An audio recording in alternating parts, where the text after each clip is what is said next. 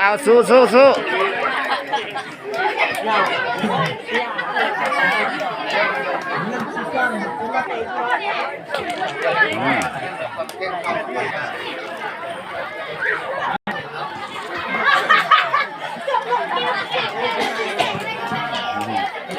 ำเร็จบอลมันเข้ามัด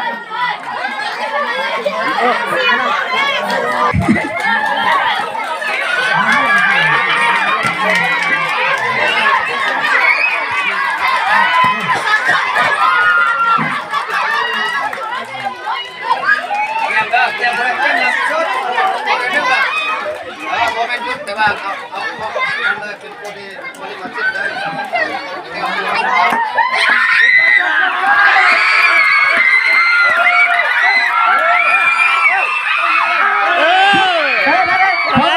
มาพี่มายืนอยู่นี่ลูกนะ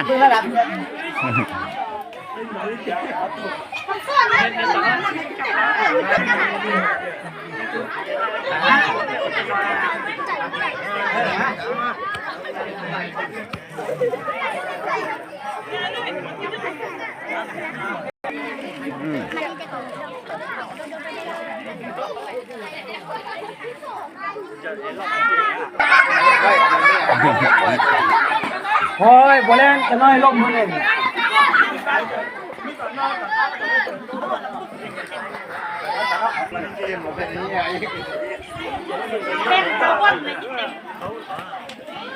มาตัดปลาไปนี่สิ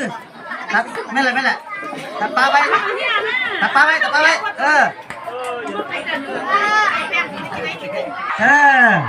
เต็มกันอันนี้ก็เต็มกันแล้วอันนี้เต็มก่อน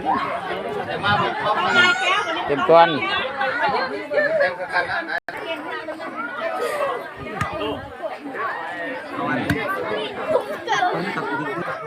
ลำบึกคันมันบุฟูสิมันเต็มก่อนนู้เรียนอุปกรณ์พวกเขาจะได้สืบต่อตามเวลาพวกเขาอีกรางวัลส่งเสยในครั้งนี้เป็นเกียรติขอยังเสริญทานสุขสวรรค์พันออกขออนุญาตเนาะขอโทษหลายๆเนาะ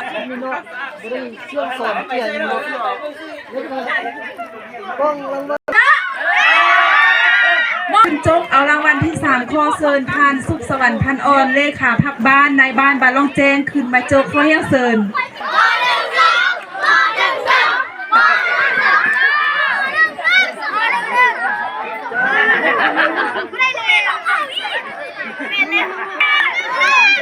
ม.31